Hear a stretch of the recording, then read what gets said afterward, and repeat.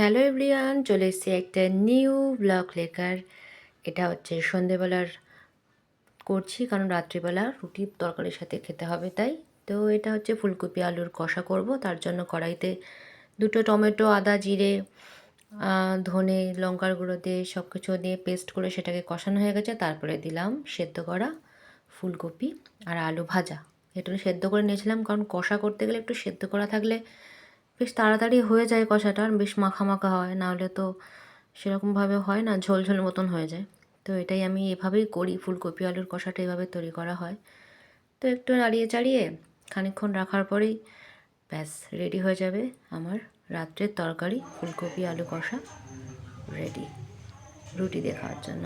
আর next সন্ধেবেলায় করবো ভেবেছিলাম একটু বেগুনি। তো তার জন্য গোল গোল করে বেগুনি কেটে সেটাকে ভেজে নিয়েছি। আর শ্বশুরমশাইয়ের প্রিয় মূলোর বড়া, যেটা আমি মোটেই পছন্দ করি না, তাও করে দিতে হয়, কারণ শ্বশুরমশাই যেহেতু পছন্দ করে মূলো খেতে, তাই তার জন্য আলাদা করে কটা মূলোর বড়া ভাজা হয়েছে।